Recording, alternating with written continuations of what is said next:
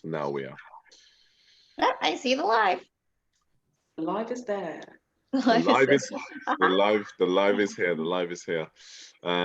So hello and welcome to another episode of Jay's Big Chat with me, your host, Jermaine, aka Jay. And joining me to talk about the big topic that is cultural appropriation, we've got Jemma, we've got Megumi, and we have Varum. Welcome, guys.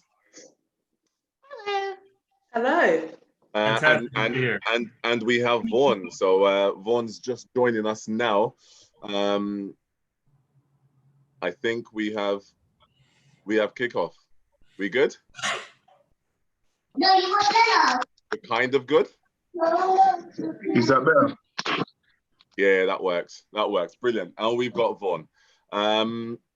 Cool. So we're now live, and we're now going to be talking about a massive topic. As I said, that is cultural appropriation. So let's dive straight in. So the word cultural appropriation, like how does that sit with you guys? Like, what does that bring to mind? I had to Google it yesterday because it's one of those words you hear all the time, but yeah. I'm not so obsessed with being politically correct or the racial thing. Yeah. So I had to Google it again just to be sure. And then I talked to one of my best friends in LA who's Puerto Rican and Black. And, so we talked about it. But usually I think it's just not something that I think about so much, being Asian. Yeah. But like in Japan, for example, there's this business where they sell the geisha makeover to everybody. Like I could go as a tourist and go be dressed as a geisha where they paint your whole face white because you have to be like ghost white to be a geisha, right? And so that doesn't bother me, but they're Japanese people doing it. And I grew up in Hawaii where the cheapest Halloween outfit you can buy is the hula girl outfit with the coconut bra and the fake grass skirt. So if you don't have anything for Halloween, that's what you do. So for me, it really hasn't been a thing, really. Yeah.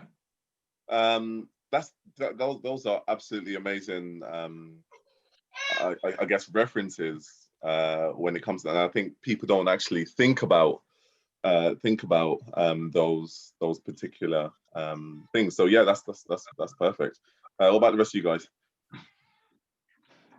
When I think about appropriation, this is something that recently is a topic that I've recently started delving into and looking at ways that I am, in a way, appropriating another culture. If like in my community, the Indian community, when I first landed in America, I saw that we weren't comfortable with our own identity, with our own culture. So we would either, like some of us would go towards being white and some of us would go towards being Black. And they'd act and they'd carry themselves that way. And so I saw that kind of dichotomy that we weren't comfortable with our own culture and we would go out and try to become someone else and take what they have. And I found out that it was partly because of shame. That we have been within ourselves been shaming our own culture. Like this is stereotypical, and so based on that kind of understanding of appropriation, that's where I come into this conversation of cultural appropriation. It's, I think, some sort of like shaming, some sort of something happened in their past that puts them at a lower level than they feel like they're at a lower level than any other culture around them. Okay. And is this the same? Like, what's your take on it, Jam? My take. Yeah, like when you hear the whole appropriation and culture appropriation and what? I had to do the same thing and Google the complete, the definition and like what it really does like involve, because obviously it come up with cultural appreciation as well, and Yeah, I was just listening to you guys because for me, I'm still trying to understand that word in itself because, yeah, yeah, I'm quite, you know, I feel like I need more insight to it. Yeah. You know, it is. I'm the same with you, you know, Jem, because that word, you need to break it down a bit more to get to understand it a bit more. Because I'm struggling to what you guys are saying. It's not like I understand, but like you still need to break it, simplify it a bit more, because then you can translate into your all kind of different other type of so word that you can bring. let's bring it to home. Let's bring it to our current sort of media, which we all probably have heard over sort of last week's media coming into this week about the whole Adele story and it being carnival and her sort of dressing up or make the whole Jamaican look and sending messages as if she was from the island and so forth, and people having an issue with a Caucasian white person, as it were, what they call cultural appropriation. So she wasn't, as you said before, Jemma, she wasn't appreciating the culture. Apparently she was appropriating. She was taking it and either making fun of it or you know what I mean, or trying to turn it into hers and so forth. Disrespecting the culture is what they would say. So have you guys come across this post? You've seen the post, right?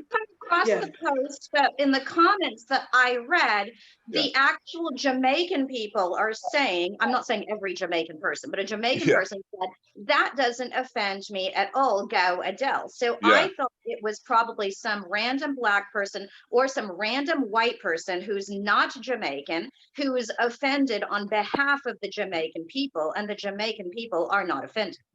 Yeah. So that's the thing. That's the thing, isn't it? And I think this is where we're at now. It's what someone thinks is appropriate. For instance, it's Carnival. This is a nation that's highly represented in the Carnival scene. And you go ahead and you dress up or you doll yourself up. You do your hair a particular type of way. You wear a particular type of makeup, particular type of clothing, colors, and so forth. So she was as it were representing the Jamaican culture.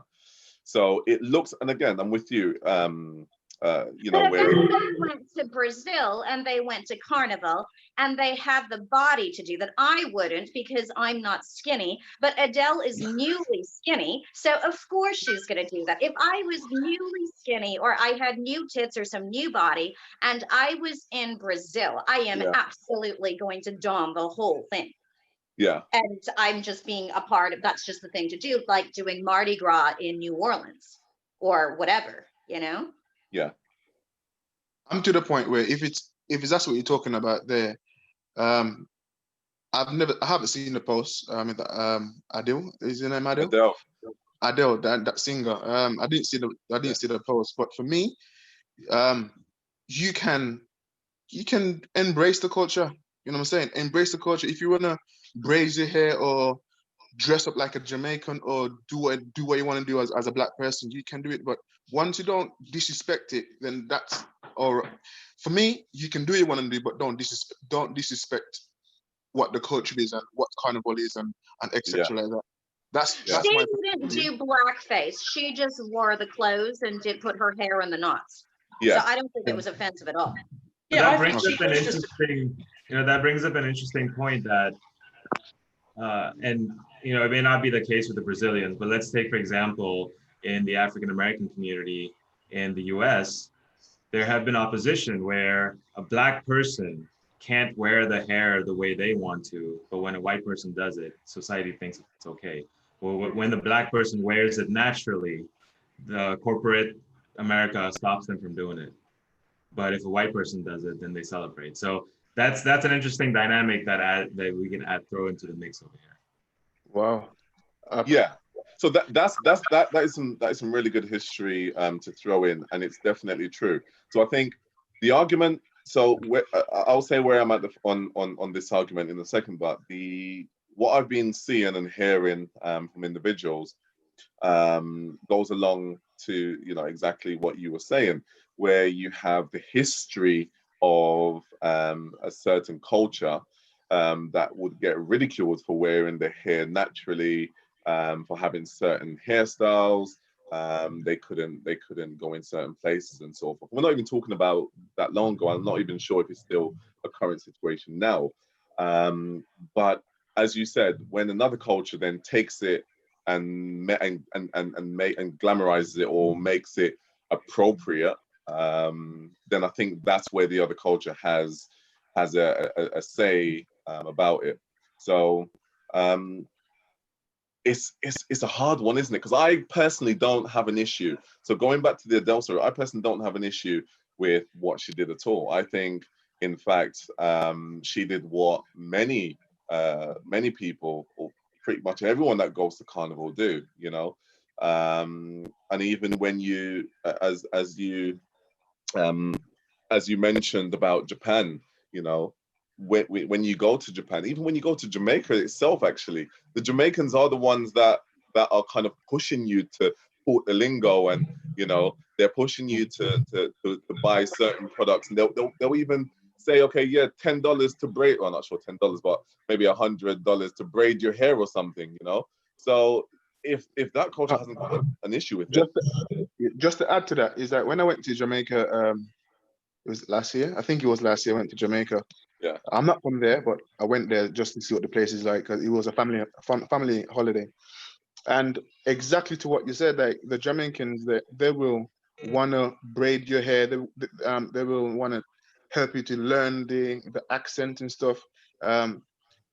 It's all of that with it's all that in Jamaica that they want you to try to understand them, trying to not to be like them, but to understand them in that type of way. Yeah, and to appreciate their culture. Yeah, appreciate the culture, because obviously you're a tourist, so they're gonna always want your money in it. So it's just on that say. But for me, I don't see the issue of a white person, an Asian person, a black person go to your carnival and dress a certain way, to act a certain way. On my behalf, if I'm going to the carnival, I want to be me. Yeah. I'm not gonna dress in a type of way. I'm just gonna be me. So I dress how I want to dress. I want to look like how I want to look, regardless if I'm a celebrity or not a celebrity. Like, you want the attention, but it's not always a good thing to always have the attention on you. You know what I'm saying? Because you could draw more type of people that you don't even like attracted to you and want to do things to you in that type of way. Because going to these type of places is not a easy type of place, because you have to be careful of what you say, what you do, where you go. You know what I'm saying? That's just my take on it. But it's like for like Jemma and I can't remember her name, the Asian one. I can't remember her name. Even if they're like would you? Let me ask the question. Would you go to carnival and act in a certain way, or would you want to be yourself? What acting in a different different Yeah, culture? like yeah. I think do you know what? I think it's what was said. If I was in Brazil, I would love to I would love to, I guess, I'd like to welcome the culture and be part of the culture, of course. I'd like to experience the culture and appreciate it. So if it's where like an American tourist, sorry, in Brazil at carnival or any carnival, it's like going trick or treating in everyday clothes. It's just not correct. Yeah, I think it's more disrespectful to not be part of their thing. But I feel like it's up to the individual, right? If the person feels like they want to involve themselves and completely immerse themselves in that experience, then yeah, for sure, go ahead and do it. I've had like one of my best friends. He's black, and I take him to my festivals, the Indian festivals, and we're my community traditionally speaks ill of the black people in the U.S.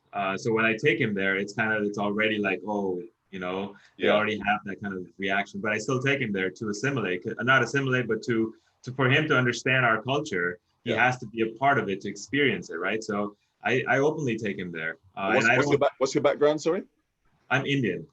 Okay. And so like when we have you know, traditional dances during Diwali time, which is actually coming up next month, we have these dances where we dress up in full Indian outfits. So, you know, men, women, they go in circles and they dance, and it goes on till wee hours. You know, like we start at 10 p.m. and go all the way till it's like a nightclub, but just in traditional attire and dancing in circles, and it's a lot of fun. And I take him there, and he enjoys, he loves it. So and he dresses in full Indian outfit too. And that's not. I feel like he's appreciating it. But then if say for example now someone is putting an Indian god on a bikini bottom and selling it, commoditizing it, you know, capitalistic mindset. And that's where the problem I feel like that's appropriating. Yeah. They do that with Buddhas all the time. And my older sister, she's you know, married to a white guy in America, but before she was married to this white guy, she was with another white guy. But the Buddha, I worked at this place in LA called Barfly. And so there's Barfly and Buddha bars all over the world. It's something that started in Paris. And so on Monday nights, they would have this thing called like a Buddha night. And they would have this gigantic Buddha in Barfly. And it didn't bother me. But, you know, it bothered my sister. And but the whole the marketing of the Buddha thing, it doesn't bother me, you know, but I'm all for capitalism. So yeah, you know, I think it's good. Like I have feng shui stuff. You know, I'm not Chinese, I'm Japanese, but I believe in feng shui. I just do. So I have, you know, all those figurines, including, you know, the laughing fat Buddha figurine. But yeah, it doesn't offend me at all. So, okay. So if we had to take it to the other side of the culture, so you've got the problem where a lot of, and it actually does seem to be a lot of the Black Americans that seem to have the biggest issue when it comes to, for instance, the way that Adele carried on. But then the flip side is when you have the Black culture, you know, and they wear their hair a certain way and they adopt the, you know, a different hairstyle from a different culture, but they don't see anything wrong with that, or is there something wrong with that? Is there a difference? Is there a difference because someone's been? See, I saw a post on that. Literally the other day, yeah. And somebody basically brought that up, and then a Black person said, well, considering our hairstyles weren't deemed as acceptable, you know, going back, that's why they had to kind of incorporate, let's say, a straight hairstyle or something like that, because their hairstyles weren't deemed appropriate. And like, it was Lady Leisha actually, she brought up something saying something about you know, being in her position, obviously it was more marketable to kind of have a certain hairstyle, because obviously back in the day like the natural style wasn't deemed appropriate. Well, you know, and whatever. But yeah, I don't think I feel like that's come from a place where that stems from a deeper rooted issue. Do you know what I mean? Yeah. Because I was talking to this white guy who actually has dreads, right? And he was saying that he literally gets so much stick for having dreads as a white guy. And so he was asking how, like, what's my take on it? And I said, mate, it's your hair. Like, if you want to have dreads, if you want to be bald, if you want to have blonde hair or whatever, if that's what the style that you like, because you like it, you want to, you know, adopt it.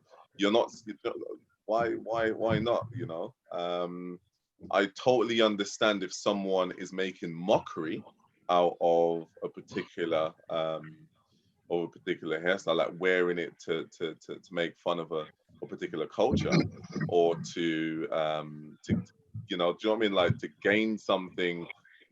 But I mean, Was I it, don't feel was it like, brought up like that though, or was it just a hairstyle that you got? sorry. Was he brought up as a dreadlocks guy, or was it No, just no. something that He just decided. So he's in his late 20s. He just decided in his sort of late teens that he wanted to grow locks. And he started. He likes the Jamaican culture. He likes that sort of. So he listens to a lot of that. So reggae music and yeah, stuff? exactly. So a lot of influential stuff. And he says, do you know what? Yeah, this is how this is the hairstyle I want to go. I don't see no problem in that, to be honest. Like if I mean, someone wants to do all of that, man, they can. Like it's, you know, with like specifically with the Black culture, I feel like they're part of, with the hair, with the hairstyle, with the culture, with everything that's Black, all of it comes with 400 years of oppression. Yeah. But if they want to acknowledge that, like, you know, there is this this culture specifically, right? The Black culture specifically has been oppressed against for so long that they themselves have to act differently, have to behave differently, have to look differently to be accepted in society. Yeah. Until, let's say, maybe in America,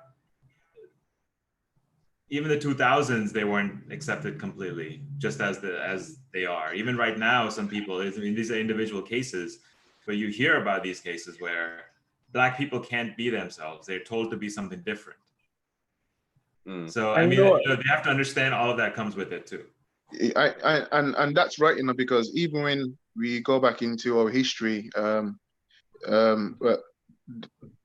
we had this talk at my house a couple of weeks ago about the whole racism thing and how us Black people, how much years we've been in slavery and those type of things. And one of it comes out to say that is what, I'm not being disrespectful and rude, but is what the white master slaves used to tell the Black people, like get into our heads and stuff. So exactly to what you just said just now there, Varan, is the same thing. Is it all comes from way back in the slave days, what the slave master, how the white people used to treat us, what they install in our heads and stuff, is all part of it. So if you don't know your history and go back and do your background research and stuff, there is a lot more to all of this for real. But someone said to me, how long are we gonna allow history to define us? You know, in this as they call modern day world and going into the future. And that's another reason. That's another thing that I touched on as well. I said, bro, that's back then. Right, this is now. I understand that we can't forget our history, but how are we gonna change our mentality? How are we gonna go and approach things? Are we gonna think, oh, because of the white people them did this to us, we're gonna always still be instilled in our minds, okay, oh, we're all in the system, this is what happens to us. No, you change.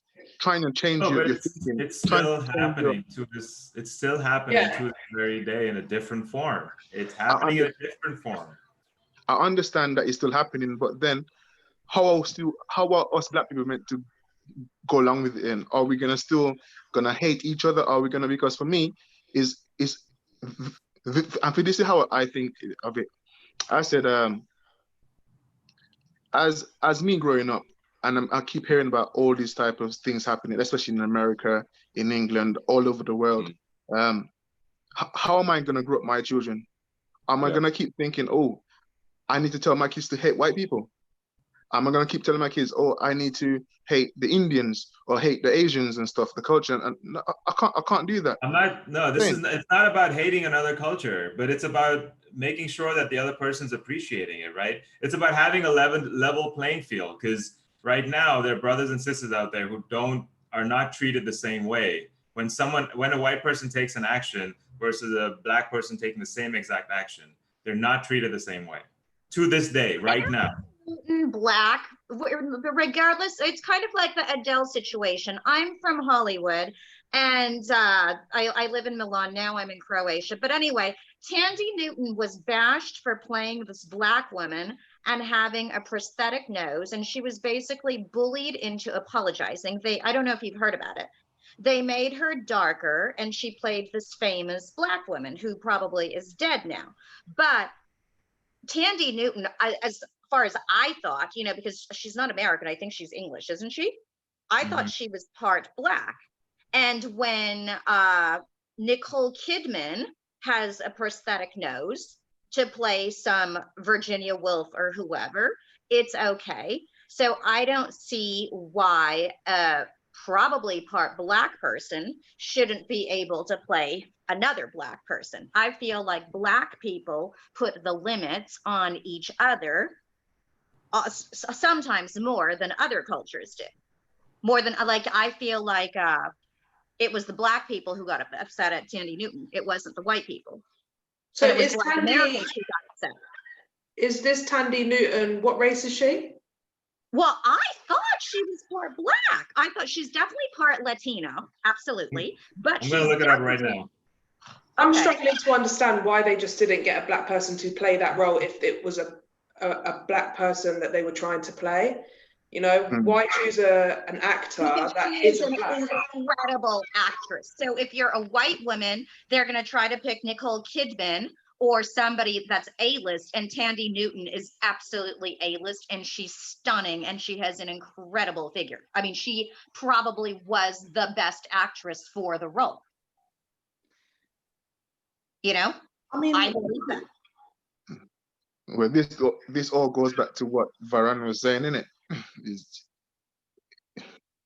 I mean, I think it's, I agree with Jem. Like, if there was another Black person, I agree with you, Megumi, too. I'm sure there's an amazing Black actress that could have played that role. You know, obviously you're saying this Tandy is an amazing actress, which is fair enough. But like, I feel like, you know, if it was a story, a film based on a white person, and they had a Black actress play that white person, I'm sure some people would have something to say about that as well. But a white person can always play another white person. An Italian person could play a Spanish person or a French person or whatever, you know. But they're not being. Out what Tandy Newton is she part Black? It doesn't really say. She just says she's English on Wikipedia. Okay. She's an English actress. How do you spell it? Because I always Chandie. Yeah. I think for this situation, so we've got someone else just going to join the chat. Whenever he does, he'll pop in. But I think we have history. Every culture has history. Everyone seems like we want to sort of move forward, and everyone would say, "Oh, we're just appreciating." Now, I think there's definitely a thin line between appreciating and taking advantage of, and this is where the appropriation comes into it. For instance, Kim Kardashian, when she came out with, you know, she braided her hair, and then it was known as like the Kim K braids, you know. But really and truly, Black folks have been doing exactly that same hairstyle for so long, but it was seen as, oh my gosh, like you know what I mean? Like you can't go to work with your hair plaited like that. You can't be taken seriously if you've got your hair like that. You have to have this particular look. But then Kim K then goes, actually, boom, like I'm gonna wear my hair like this, and this is the Kim K hair. Now, there was a massive controversial twist about whether or not that's appreciating the culture, or is that where cultural appropriation comes into it.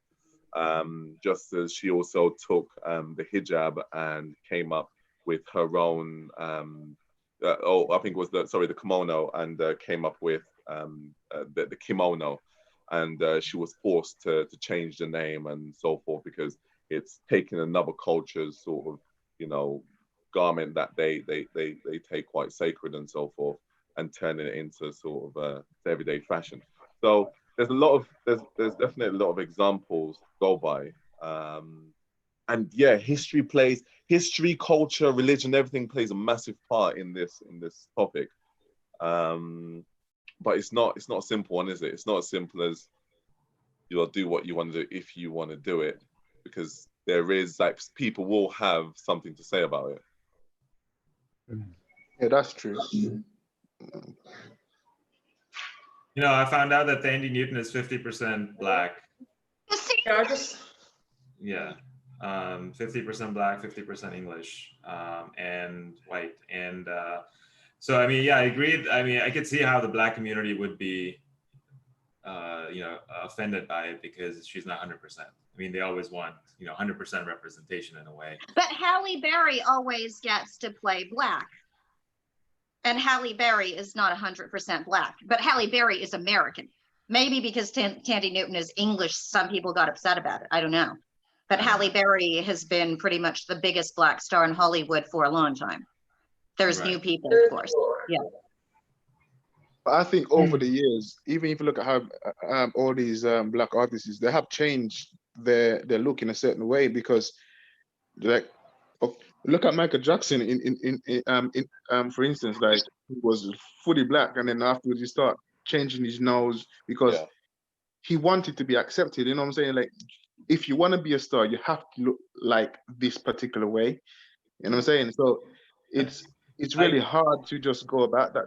You know?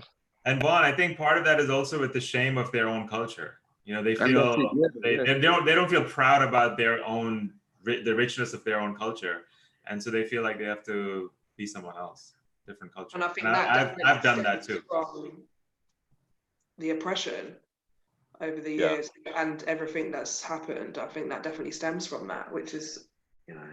So are we saying that a white person is fine to braid their hair, they're fine to wear a certain hairstyle that will seem as deemed as a black hairstyle? Are we saying that's okay? I think as long as you're respectful of other cultures and respectful of the people that, you know, the culture comes from, I think it's good to, you know, embrace culture and to understand that there's so much more to than just what you've been brought up around. You know, there's so much in the world to understand. But the one thing, that good thing about my mum, she kind of threw me into like loads of different things. Like I played the sitar growing up, and I played at events where I had to wear saris, and you know, I went to Diwali events, and I've done a lot of different things. I went to a church where we were the only white family.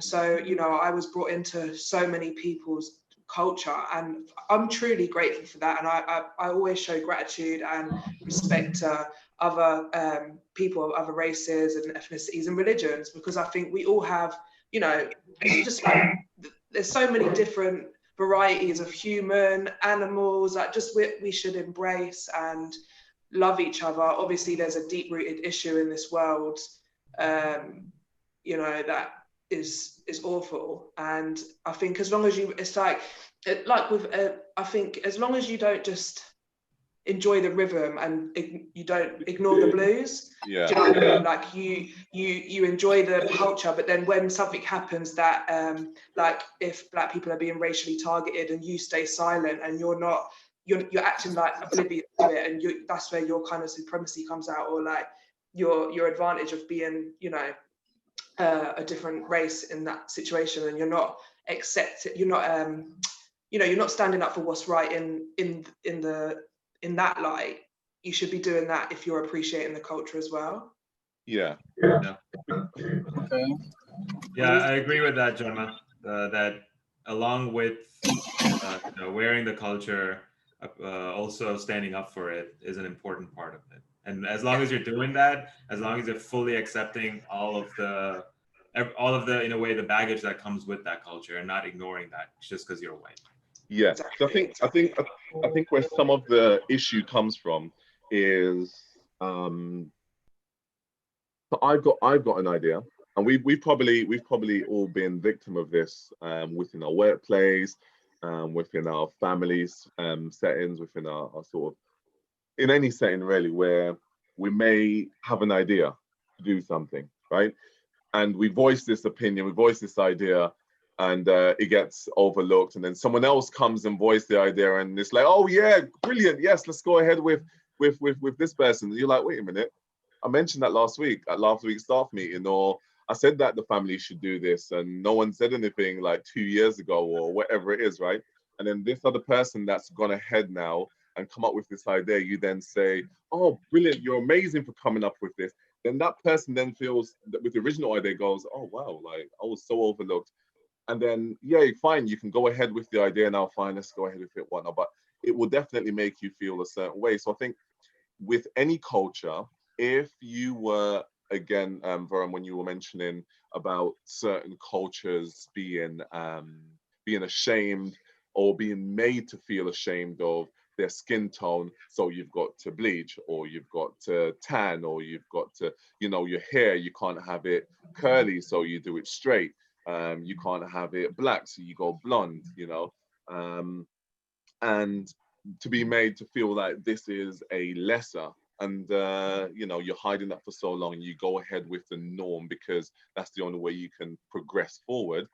Then for, you know, some years later to be told, oh, actually, what you've been hiding all this time, you know, the girls with the big bums naturally before were told, oh yeah, big bums ain't it, and being ridiculed for it. And now everyone wants a big bum. Everyone's trying to grow a bum in the gym, you know. Everyone now wants to be something that was shut down. So yes, it's appreciating and going, actually, I totally respect your culture, and I like this part of it, so I want to adopt this part of it and so forth. But it's also I think the understanding, like there's such a thin line, isn't there, to where someone can get upset or not. And I for a long time I didn't realize. I was like, why are people getting? And even for me, I'll say, fine, do what you want to do, wear what hairstyle you want to wear, listen to what music you want to listen to. If I want to listen to Korean music and I'm black, I should be allowed to do so. If a white person wants to listen to some I don't know, reggae or bashment or whatever it is, go ahead and do so. But I think you have everything that we do has to be done with understanding. Just with anything, any damaged person, you know, any damaged person that's been you know, abused or whatever it is, you can't just flip the switch and go, all right now, well, yep, let's. And it's like, no, you kind of have to understand. But welcome.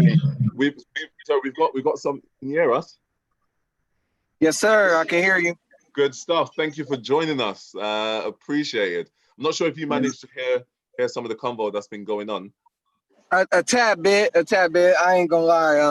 I was a little lost for a little bit, because I was trying to figure out who were they referring to, what community or what diaspora of people that they were referring to, that lack of a better saying or expression.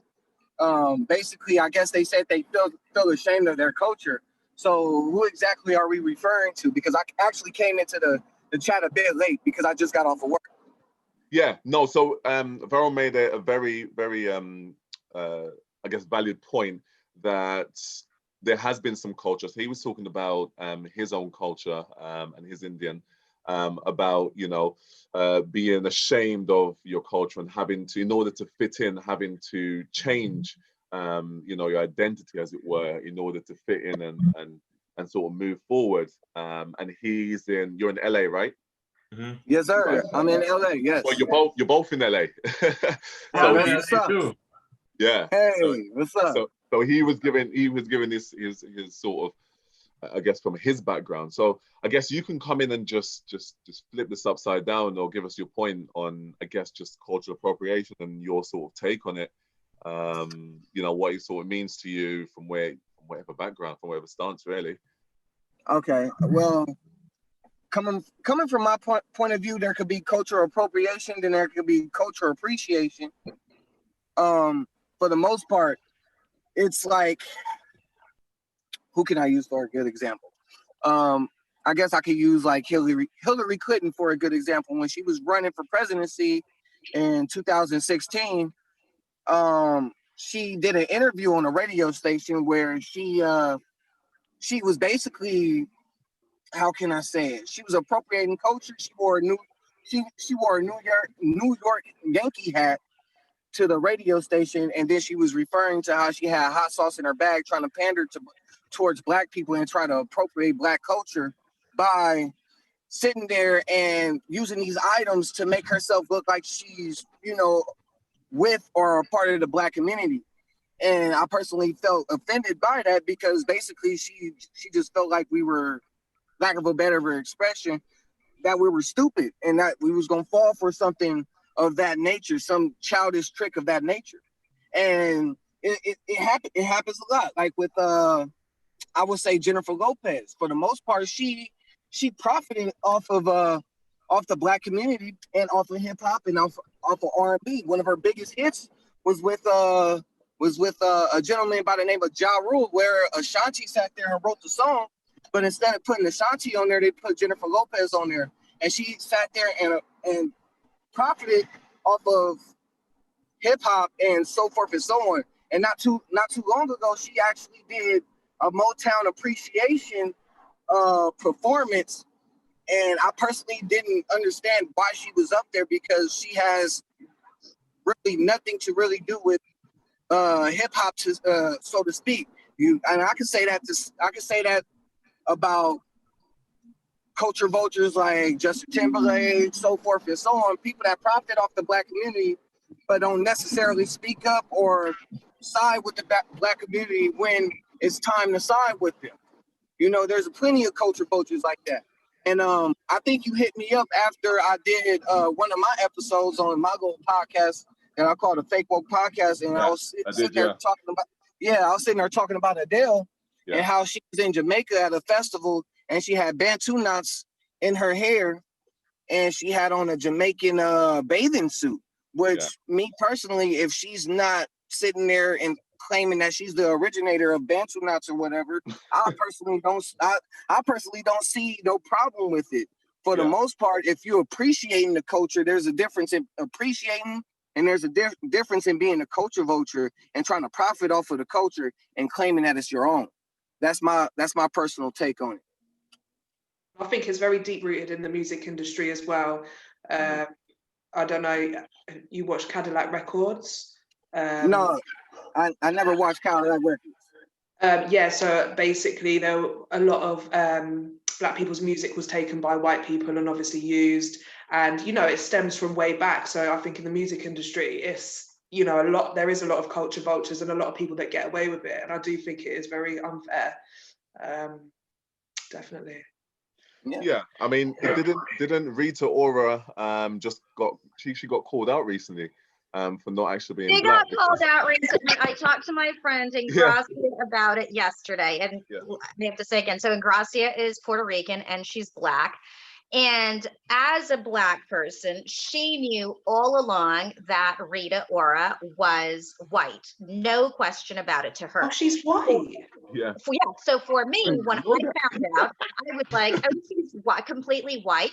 So what? She never said that she was Black. If people are going to believe it, it's not her fault. It's not her responsibility. And Ingracia was like, girl, what are you talking about? Of course, I knew she was Black. Meanwhile, my friend Ingracia thought that Kris Jenner was Armenian because the Kardashians' kids are Armenian. The white kid, the Jenners are white, right? And I was like, what are you talking about? Kris Jenner is absolutely white. And so she Googles it, and then she's like, oh my God, you're right. She is white, right? So the people that have these ideas about whether people are Black or white or whatever, they're mistaken. They're almost never actually from that culture. But I don't hate Rita, I'm not a fan of hers. I don't really know her music. I only know that she was going out with Rob Kardashian, I think.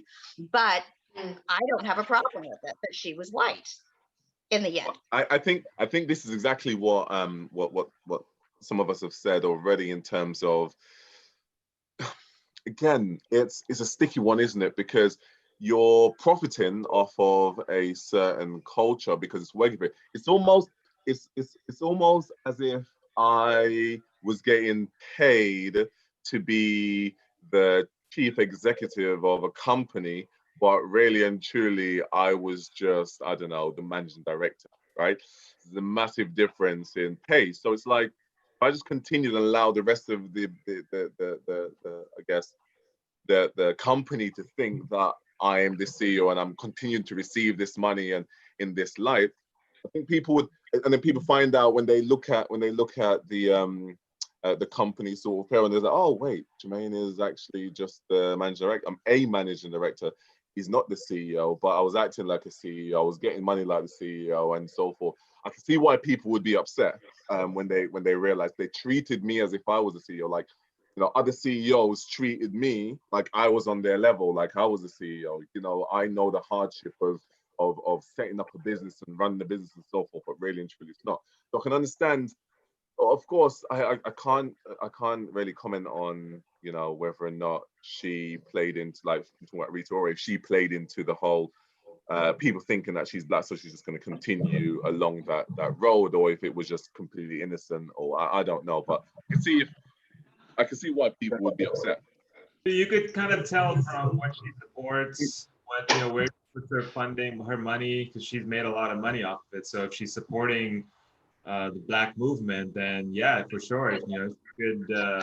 I mean, I don't know if it's right or wrong in what she's done. So I think, you know, there's some certain clues left behind on her based on her actions, and I think based on that, people could get upset if she hasn't supported the Black movement in any form or fashion.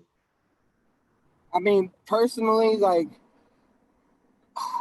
coming from my point of view, I necessarily don't look for celebrities nor for anybody outside of my own diaspora or outside of my own community to support our movements for the most part. I personally feel like that's like begging other people on the outside to pay attention to what's going on to us. With all actuality, we could sit there and we can make those changes ourselves. So and on top of that, I forgot all about Rita Ora on the most part. I don't even pay attention to her. So, but for a better example, a woman by the name of Jessica Krug, whatever her name is, she was a professor at George Washington University, and she was claiming that she was Black for a majority of her life, but it comes to find out she's actually Jewish, and she's been claiming to be Black, and she profited off of calling herself Black, or profited off of the Black community by receiving scholarship money to go to school and so forth and so on. So we could use that as a better example, and we could also use Elizabeth Warren as another example, where she sat there and she claimed that she was Native American, but to be honest, she's not Native American. So we could use those two, because like I'm gonna keep it honest with you. I don't even remember who Rita Ora is.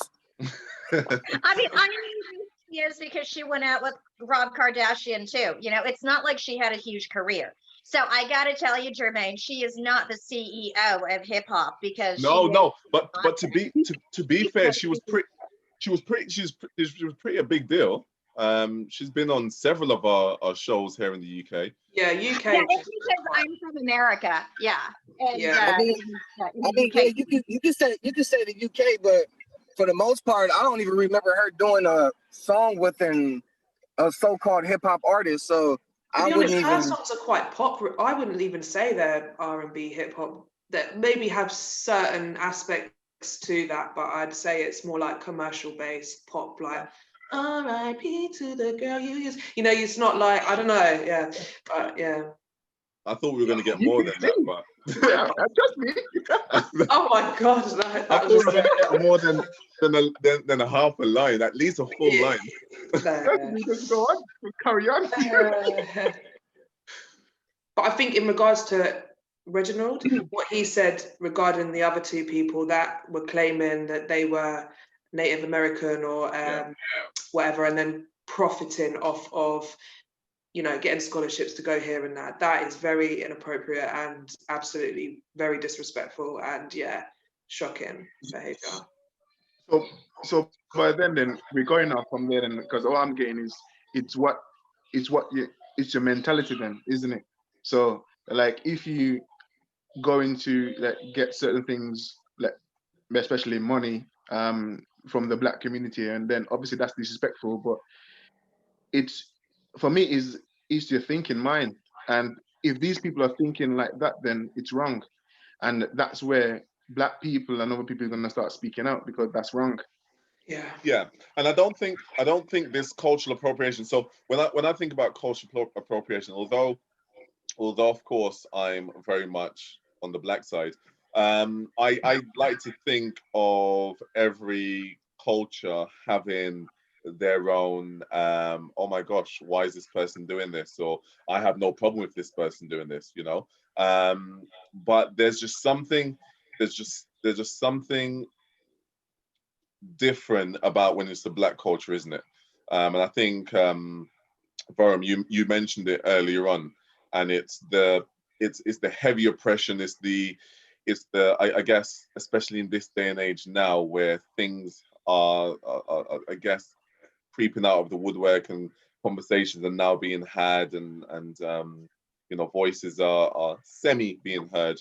It seems like it's the right time to say, oh, we ain't happy with this, and so forth. But every culture has some form of appropriation that another culture would again, or other individuals would culture vulture on, isn't it? And for profit. Yeah. Everybody wants to be like somebody, you know. Remember that, you know? Like every single wants to be like somebody. Yeah. And especially in terms of the celebrities and all them top of obviously those type of people, they are gonna inherit, like, always wanna gain something from it. It's not like us normal people, like we're just thinking, oh yes, I want to just do like this, but like the other people, they take it to another level, and that's where the difference is. You can't really take that thing to another level. You just have that mindset of your own, like thinking, yes, I like the culture, I like to dress like this, I like to do like this. So we say, let's think of some like just drawing it to a close soon. So let's think of all of our closing points and stuff, right? So when we look at people like Adele, right? And what she's been absolutely, everyone's saying her career is over because of this, right? Now, when we look at Adele going ahead with boldly with her fashion statement, we're talking about from her hairstyle to what she was wearing, compared to someone, give me a music artist a Black music artist who's heavily on the straight and blonde hair, or straight and Beyonce. I was going to say Beyonce. Yeah, she's the first person that comes. Yeah. So, you know, do we have a problem with Beyonce, or is it because she's part Black that is acceptable to have blonde hair? Is it one rule for one and another rule for the other? It's only white people who can't get away with doing the politically incorrect thing, but I absolutely don't think that Adele's career is over. Her career is absolutely not over. Maybe they said that in the UK or something, but I don't know. Like, I see more American news in my news feed, and I don't think Adele's career is over, but usually it's only politically incorrect when a white person does it. Like, as an Asian person, I get a pass pretty much everywhere. Like, I have friends that are Black. I don't appropriate anything, but I know that I get passes that white people don't get in terms of doing or saying anything. Or because you're Asian. Exactly. Right. If a white person said the same thing, it's not okay. Yeah. What were you going to say? Me. Who was saying something? Who said they didn't agree? The other American correct guy. Statements. You feel me? What? So for the most part, we didn't hear what you said. You broke up just then. Oh, my bad. No, Reginald. Okay. Reginald.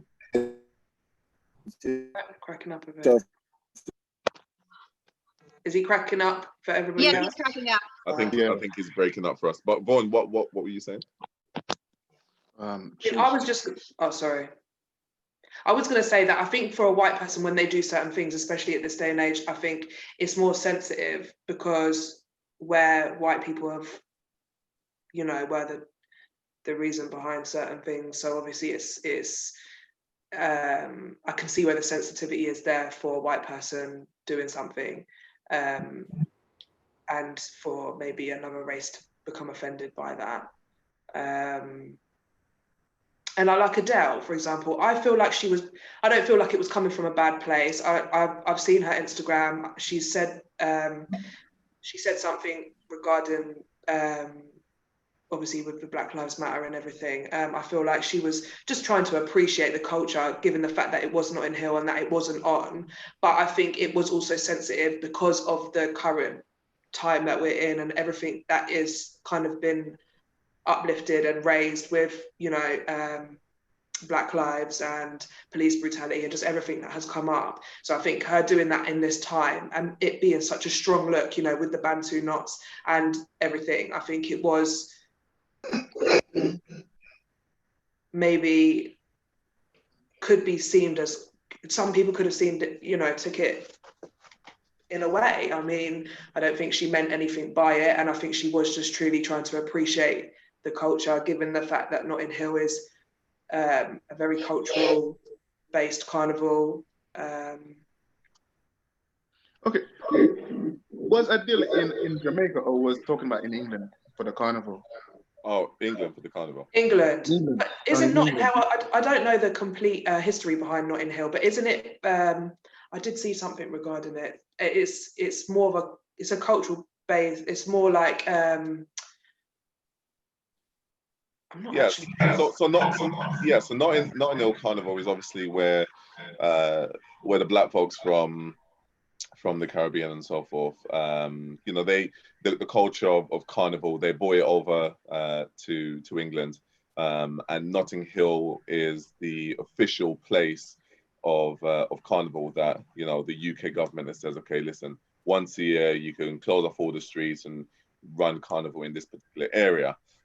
So it's very deep rooted history in the Caribbean scene, in the carnival scene. So yeah, I don't think personally it's carnival time. If anyone wants to go ahead and, you know, and especially if they're not doing it in a manner of disrespect, I personally don't see anything wrong with that. It's not like it was an advert for carnival and she was the face of it.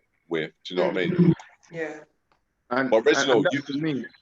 And that's what I'm saying. Like, even if you go to any Caribbean islands, you can go to any Caribbean islands, they will want you to dress like them, to have the hairstyle. That's the tradition. But like what Jermaine said, once you don't come with it with no disrespect like that, then there is no issue. And in this day and age that we're living in, like what Reginald was saying, everybody comes in now to take a bite of it, and that's where it's wrong, you know.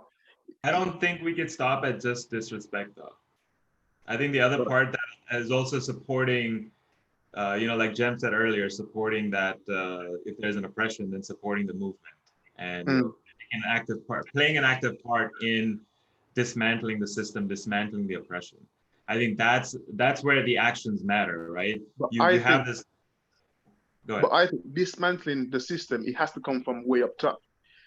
All these superpowered people, the system needs to change, especially from the government. That needs to change first. If that doesn't change, there's nothing in this world is going to change. I think waking enough people up, because it's the people who are going to change the system. So you have to wake enough people up, and when the momentum is on our side, now we can change the system, right? When enough people are voicing out against it. So I think it's in numbers, and especially when the person or when a particular culture has power, like the white culture has power in their voice. If they don't stand up against the people, against the system, then you need that voice. But I'm gonna be blunt. For the most part, majority of them don't even care. See? And when it comes straight down to it, the corporations they make so much money off of exploiting Black culture for the most part, especially 100%. when it comes to Black Americans. Black Americans are the top consumers when it comes to fashion, when it comes to food, so forth and so on. I could go on naming exactly what we're top consumers in, but like that's gonna take up most of the little meeting. Yeah. But for the most part, that's not gonna happen, because they see it's so much of a profit to be made off of us, because we necessarily don't have much to call culture over here for Black Americans. That's why I'm being specific towards that.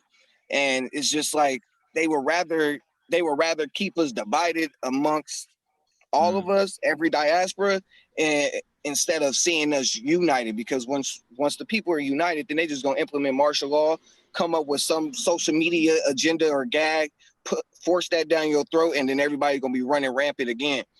So it's just like, yeah, like you can say you could wake up enough people, but I don't know about that. And that's exactly what I was saying before when we had this discussion at my house. It's like, and especially as for Black people, we don't help ourselves either. So we can go about saying but Black people itself, we don't help each other. And if we have a mindset and thinking, you know what, let's change our mental, national thinking and pull together as one, and trying to get everything changed, then yes, we may have a chance. But I absolutely don't think. You have to remember, is around this whole world is a whole heap of Black people, and to change just one little thing is gonna take a long time. And all of us need to have that level mindset as well. And we ain't got that level mindset. Take time. I'm not gonna say it's gonna happen overnight. Definitely not. I mean, right now I'm currently working within my community.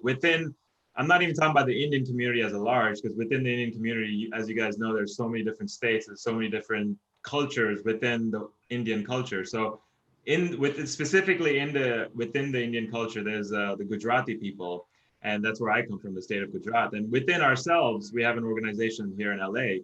There's so much infighting. We can't agree within ourselves, a small minority of the whole Indian culture. So I'm taking it upon myself to unite us, start off with this one community and say, hey, look, let's get a united voice, because right now in the US, there isn't a Indian American voice. Like, we don't have an organization that says, this is what we stand for. This is what we want in politics. This is what, we can ask for the Democratic Party, the Republican Party. We don't have that. So because of all this infighting, we're not united. We don't have one voice. Isn't Kamala Harris's mom Indian? She is. Yeah, and she referred to herself as Indian. Kamala Harris refers to herself as Indian, but yes, in order to pander, an Indian now. Yeah, so in order for the Democratic Party to pander to Black people, they promote her as Black, but she claims that she's Indian American. She's Indian and Black. I don't think she's claiming that she's just Indian. No, she claims that she's just Indian. What? They only promote her as Black when they're pandering to Black people. But I mean, if you just Google her, I'm sure on Wikipedia that she's Black and Indian, so everybody knows that she's Black and Indian. But the thing is, on Wikipedia, yeah, she might be classified as Jamaican and Indian, but coming out of her mouth, she don't claims that she's Jamaican. She claims that she's Indian American. And what I'm saying is, for the Democratic Party to pander to Black people, they trying to use the Obama effect. They'll sit there and say that she's African American, or she's a person of color, or so forth and so on. But in all actuality, when she referred to herself, she either referred to herself as Indian, or in the public eye, or when she's doing the interview, she refers to herself as a person of color. She never claims that she's Black. She just profit off of Black culture. Well, but a person of color is also Black. No, a person of color is a derogatory term towards Black people, and because we were called colored. Of color, if you're just an ethnic person, I could be a person of color. Yeah, technically you can be a person of color, but they was referring to Black people as colored folk, and that's a derogatory term. So you sitting there calling us people of color, to me, that is a derogatory term. And But a I colored don't person is not the classify same myself thing as as a person of color. What you say?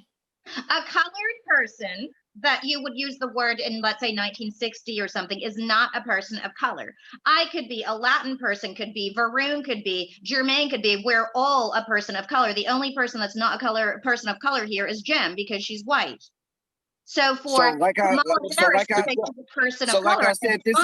like I said before, I understand where you're coming from in regards of classifying us as people of color. But the thing is, though, that takes away from our individuality as a community, is what I'm telling you. And way back when, regardless if it was the 1960s, 20s, or whatever, in order to demonize a group of people, they referred you as colored. Colored is a derogatory term towards Black people in America, and they're trying to switch it around and sit there and call us people of color. And when we did not ask for that, somebody at a radio station just got fired for calling Kamala Harris a colored person. Yeah. Oh, I have to Google this. I'm living in Milan and I'm in Croatia, so I don't know what's all going on in America, but I'm from LA, so I know that Kamala Harris is Black and Indian. But oh well, I'll Google this anyway. I'm actually, coming from the Indian community, I think she's, like Reginald said, that she's pandering to the Black community. She's pandering to the Indian community, because what I see, she's married to a white man, has pretty much, kids that look white. So, I mean, her actions show she's showing herself as white.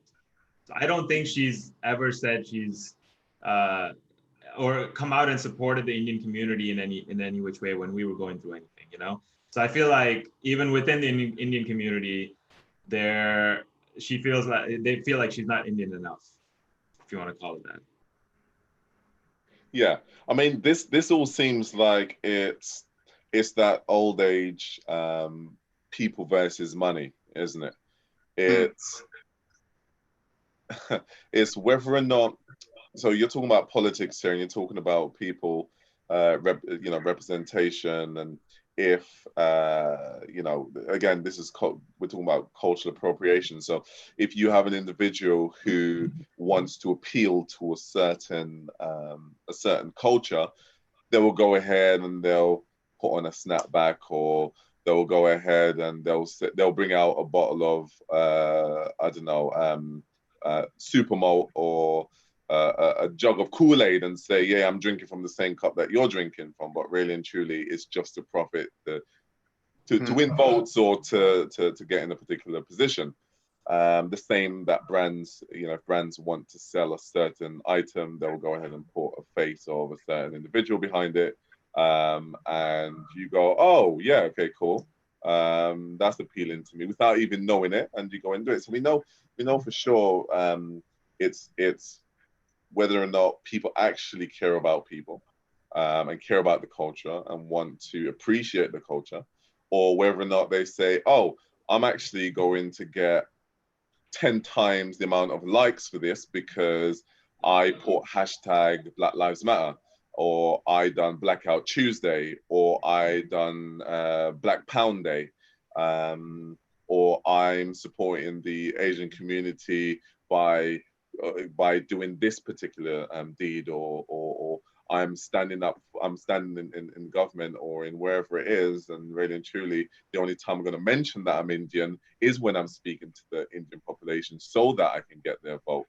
So this is why it's such a massive topic, and it's a wide topic, because you're talking about, yes, you never really know the true intentions. Well, you do. If you kind of look at it, you would find out the true intentions of an individual. If I decide to be honest, even the whole Adele and Jamaican culture, even for me, coming from the island of Montserrat, right? If I'm not careful and I decide, oh, I'm gonna grow dreads, and I'm gonna act like I'm a Rasta, or I'm gonna do this or whatever, right? I could be culturally inappropriate. Like I can be deemed as cultural appropriation, because the actual history of dreads, why they grow dreads, is a deep-rooted spiritual thing. So, I can't just do it because, oh, it's a hairstyle and whatnot, because actually kind of not just hairstyle. Yeah, so kind of not directly, but indirectly, I could be offending people. And although some people may say, "Oh yeah, but it's not a big deal. I didn't mean to." This is where we have to be vigilant, isn't it? And if you want to appreciate someone, you take the time to know what it is you're appreciating, and the ways in which you go about and appreciate them. You go, well, I think there's a clear line, isn't there? If I want to appreciate, if your partner wants to appreciate you, right?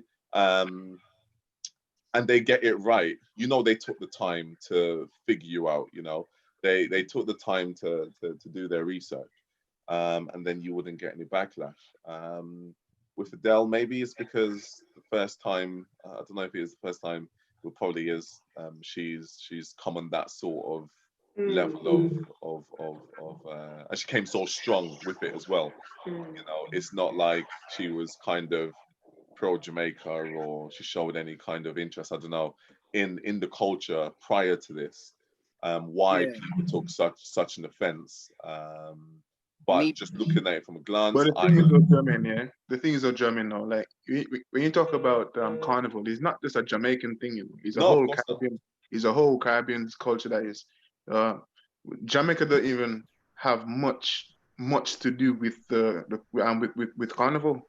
It's like Trinidad and Tobago and those type of islands are the ones, and Brazil and them kind of ones that have the real carnival and stuff like that. I'm just correcting you. No, you're right. You're right. Of course, she chose Jamaica because a lot of people, when they think about Caribbean, when they think about black folks, it is Jamaica straight away, isn't it? Yeah, they forget about Haiti, and technically, the Dominican Republic is considered I would say African, a sub-African country for the most part, because they have African descent, but a lot of them don't claim it because they rather say that they're Dominican. But for the most part, I personally feel like people got offended because in corporate America, if a black woman show up with Bantu knots, they're gonna sit there and ask her to change her hair, to press her hair, to so forth and so on. A black woman necessarily can't show up to a company meeting with Bantu knots because they're gonna sit there and try to crucify her, or to just come for her and basically say that, well, this is not allowed, this is against company policy. But when a quote unquote white woman does it, it's just like, you know, it's acceptable. Or the next thing you know is going to be the new crave amongst white people, because again, Kim Kardashian sat there and she had cornrows and she called them boxer braids, boxer braids, and she didn't know what she was talking about. Yeah, technically that's cultural appropriation to me, because you don't even know what type of hairstyle you have, nor do you know where the hairstyle originated from. So it's just like, for the most part, yeah, you could be ignorant to the fact that you're cultural appropriating. You can be, and somebody can educate you properly, but then there you have the people out there that's just that have what I call microwave brain and just gonna react without necessarily thinking about their reaction before they react. Yeah. You feel me? Yeah. It's true. It's a big topic, this man. I mean, it's a big topic. Let's bring it home with our sort of last point. So if you could just think of your last points in which you want to leave the viewers, leave us all with, and then we can kind of leave it there and see where the next avenue is. Because for me, I think when I hear cultural appropriation, and I actually didn't want to do this topic, and it was after some persuasions, and then the whole sign of Adele in the news and Rita Ora and all sorts of stuff that just came to light, and I thought, okay, I've got to touch on it, because it's such a thin line where you go into the whole race kind of discussion, and why a certain people may feel a certain type of way. So a white person wouldn't feel a type of way about doing something because they feel like they have the power and they have the, I guess, the go ahead to just do whatever they please, and it's fine. As a human being, one should be allowed to do that. But of course, as we know, and we're talking about culture, certain cultures weren't able, as you rightfully mentioned, able to wear their hair how they want to wear, you know, able to dress how they want to dress or speak how they want to speak, without it being being ridiculed. And again, with cultural appropriation, I remember for so long, if you, and here in the UK, I'm not sure how it is in Croatia or in America, but if you have anything other than the then I guess the dialect of that place where you are. So here in the UK, if you speak nothing but, as they say, the Queen's English, you get looked upon a certain way.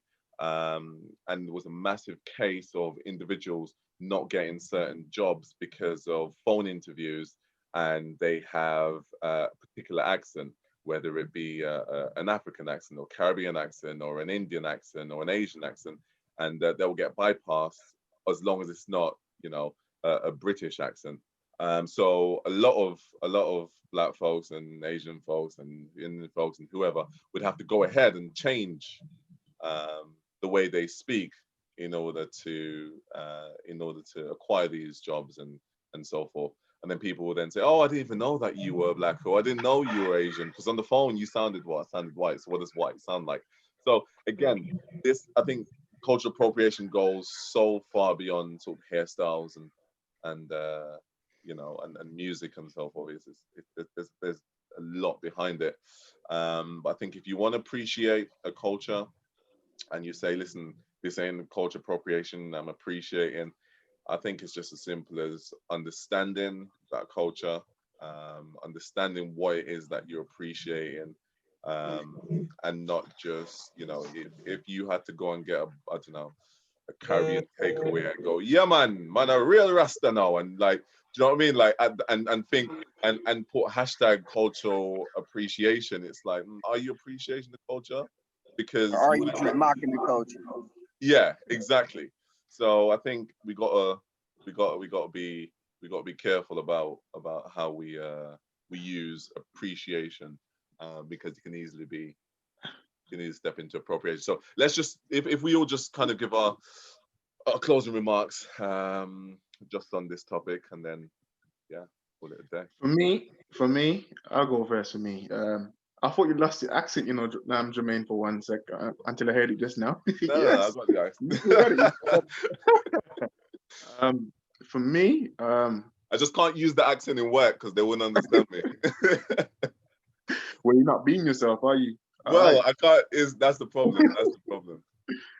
But for me, I just want to say, it's just like, don't discriminate us. Learn the history. Learn where we come from. Let's unite. Let's try to change the way how we think of each other. Don't try to gain money or gain certain things from us Black people. Trying to understand the history of us, because even growing up, I didn't learn one thing about Black history. Never know anything about Black history. I have to research all these things myself, or hearing it from friends or families and stuff. So it's just like a thing where to go out and express for everybody to go out, learn the Black history, learn where we came from, where we was to how we are now. If you want to embrace the Caribbean culture, the Black culture, do it, but don't take it to that next level where people are gonna find it offended from it, you know. But for me, let's try to change. Let's try to unite. Like I said, let's try to change the way how we think, because in this day and age now, for me to grow up, I keep hearing it from my parents, from my missus, from the kids, and not from the kids, from my aunties and the rest of them. Is like, us Black people, we need to work twice as hard as the white. For me, I'm trying to change that mentality in my kids' thinking, because if they are meant to work as twice as hard, they're going to overdo themselves, and that's where the stress comes upon, anxiety, depression, and them kind of things. I'm trying to get at them to just do your utmost best in whatever you can. Talk up, be yourself, and try your utmost best to do and say the right things at all times. Yeah, it's good advice. Good advice. Who's going next? Who's going next? Everyone's being polite. I don't really think that much about it, honestly, like I said from the beginning. But being Japanese and growing up in Hawaii, where we are like growing up Japanese in the 80s in Hawaii, the Japanese were pretty much the ruling class of Hawaii. So I didn't grow up with oppression. And I assimilated to America. I assimilated to Italy. I'm assimilating to Croatia. So I learn all of the languages. So instead of obsessing so much about anyone's ethnicity or culture or whatever, I just do my own thing. And I have to tell you, I don't let the news get me down. You know, I'm just doing my own thing. I hear that. I agree with her. Yeah, you got to. Agree with her. Oh no, I agree with her. But for the most part, like, yeah, there's a fine line between appropriation and appreciation, especially in the day and age that we're in, where everybody is hypersensitive. Everybody is super sensitive over the smallest thing. Yeah. Like, you feel me? So it like with Kevin Hart and him holding having a birthday party for his son, and it was Cowboys and Indians, and everybody was up in arms because he decided to hold a theme party for his son in regards to Cowboys and Indians, and they started to go down throw history into the fact, and I'm just like, the boy, he's a little boy, he don't know nothing about that. So it's just like, come on. But for the most part, when it comes straight to it, if you going to show quote unquote appreciation for anybody's culture, regardless if they're Black, Japanese, whatever, just make sure they are on the receiving end of the profit. That's what I say.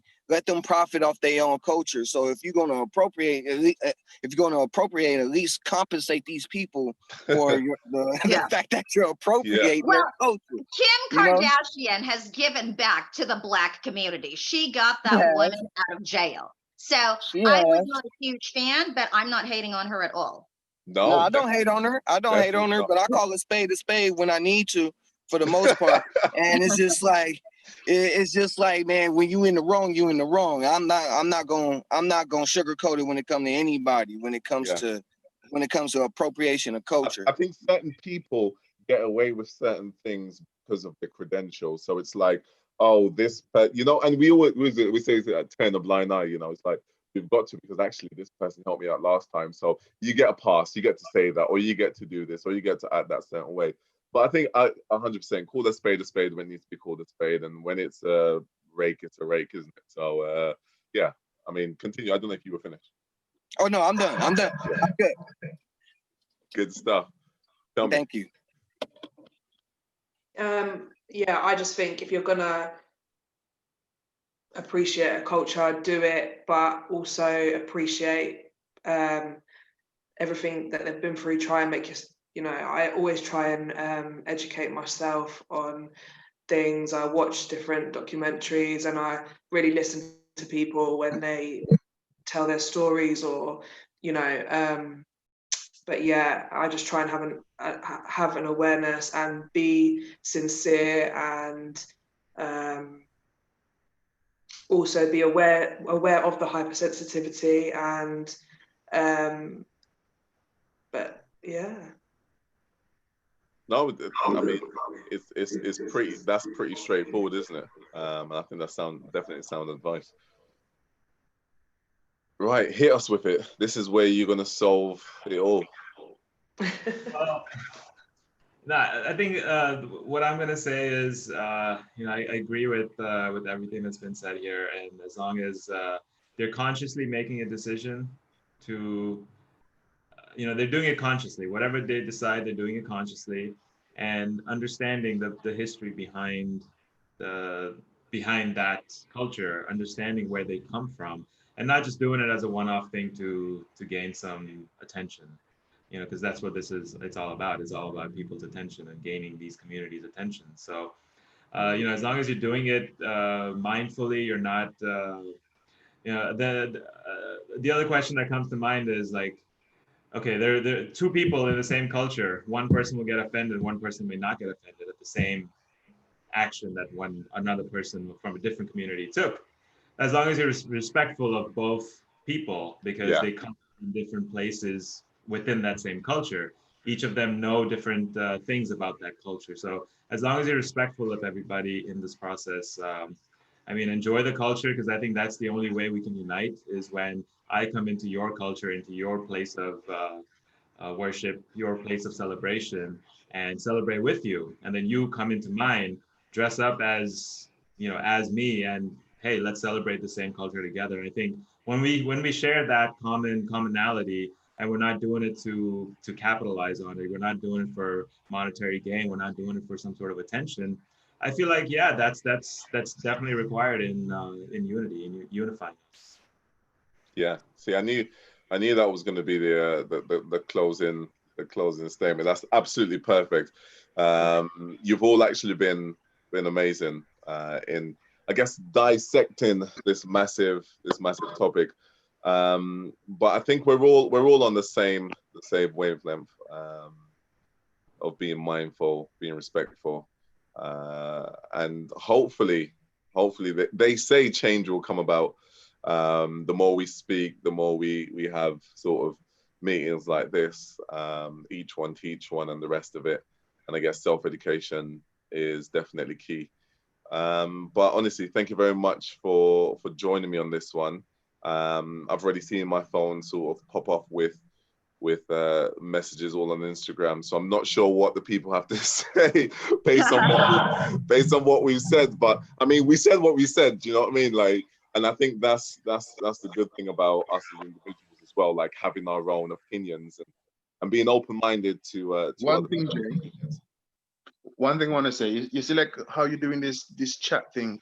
Yeah. Sometimes, for me, you have to sometimes engage in the viewers' comments as well. Talk We about the should, viewers. shouldn't we? We should. Yeah, mention I certain think things in there as well. What they say. I It's think all part of the whole big chat thing. I think what we'll do is we'll do that. We'll And have the it's audience participate. yeah, Um, or take a couple comments what people made in it. You don't have to say all of it. yeah. Just take a couple of you and just lash it all out and just see what people think, and Yeah, we'll do that. So basically, chat. what you're saying is, if I implement this next week, that you'll be back. Yeah, I'll be back. You'll be I don't back. mind. Good. I'll be back. I mean, I feel like the viewers definitely want to see what you have to say. But before you guys go, let's say goodbye to the viewers on YouTube. And we'll see you all again next week. Thank you for watching Jay's Big Chat.